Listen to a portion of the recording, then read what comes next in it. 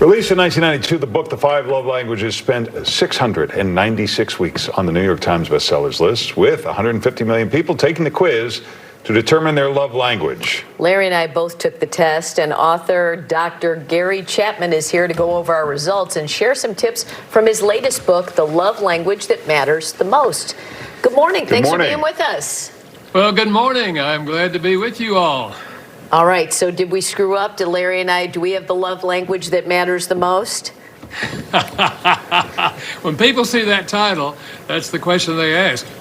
Which language is the most important? Right. Yeah. The answer to that question is the most important love language is the love language of the other person. Yeah. Okay? Because by nature, we read the book, we think, oh, this is my love language, and we say to the other person, now this is my language, now I want you to speak my, if you love me, this is the way you'll do it. Yeah. So what does my wife need to do? What did you... Let's look at Larry's, yeah. But I think once people discover each other's love language, then it's a choice. If you want to meet what most people agree is one of our deepest emotional needs, and that is the need to feel loved by the significant people in your life, then you will choose to speak that language, even if it doesn't come natural for you. All right, so I think we are looking, is this mine? What do you make of this? Well, it looks like words of affirmation is your primary love language. You're doing a good job, Larry. Thanks, Pat. Now, you know, I don't know if you went on to see the other printout that gives you the dialects of those languages. For example, words of affirmation. One would be words of encouragement. Yeah. You know, so I don't know if you can see it, Doctor, but so if we can throw it up again. So for on my list, it had acts of service was ranked pretty high at 23%. I think that was the second highest. Yeah. I value somebody doing stuff for me. You don't want to touch them or spend time with them. And let's face it, all of them are important. It's Yeah. just that some of them are more important than the others to a particular individual, and that's what's important to discover. So what if you've taken the quiz and your significant other hasn't taken the quiz? What do you do then? You just try and blindly figure it out?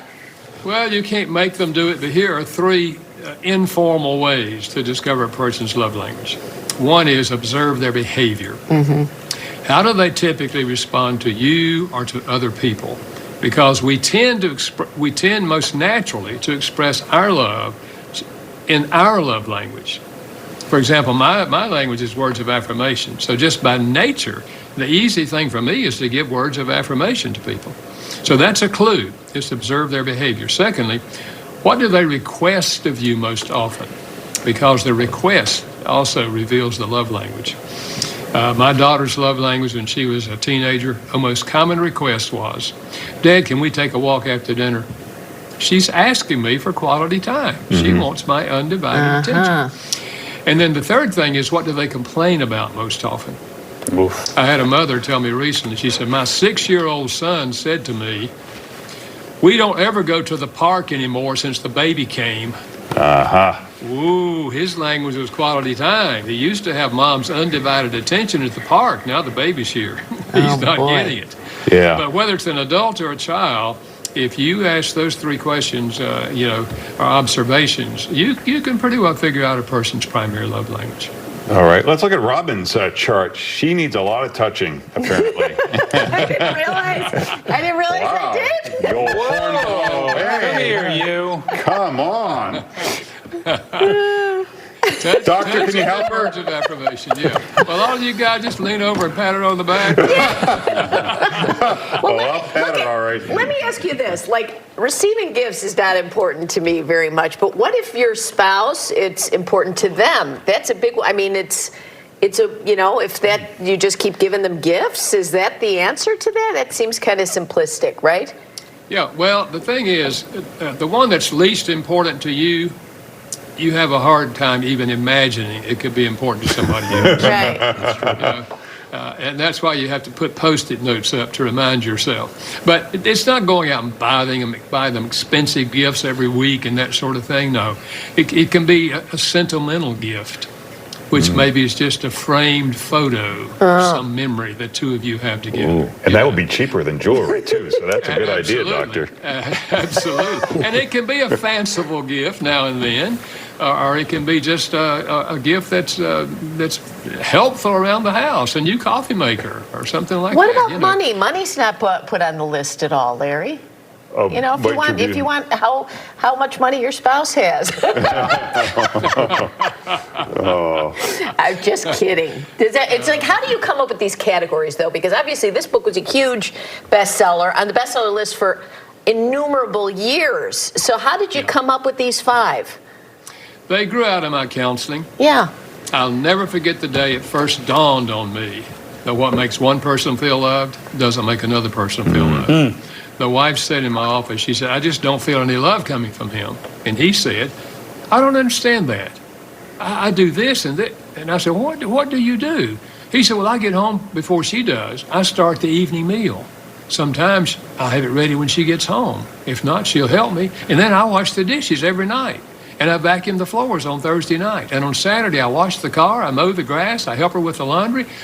And I was, first of all, beginning to wonder in my mind, what does this woman do? Yeah. It sounded like he was doing everything. He said, I do all of that. I don't know what else I can do. I looked back at her, and she started crying. And she said, he's right. He's a hard-working man. And I appreciate those things. But we don't ever talk. We haven't talked in 20 years. He's always mowing the grass. You're always doing something. Yeah. And I realized here was a sincere husband. He was loving her in the best way he knew how, but it was not connecting with her emotionally. Yeah. And then I heard similar stories over and over.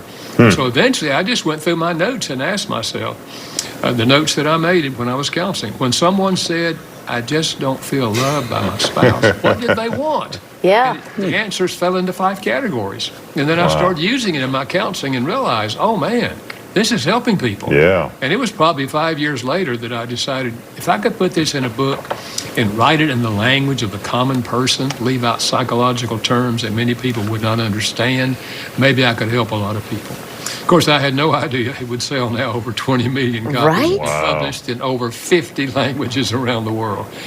But it does say to me, this need to feel loved is real and it's important. And this concept will help people learn how to communicate love in a way that meets that deep emotional need. Fascinating. It's so good to talk to you. We appreciate you joining us. And the new book is we'll just go to 5lovelanguages.com, and this is the love language that matters most. Well, thank you so much, Thank you, Gary. Doctor. Well, thank you. It's good to chat with you, and have a good rest of the day. You too. Take care.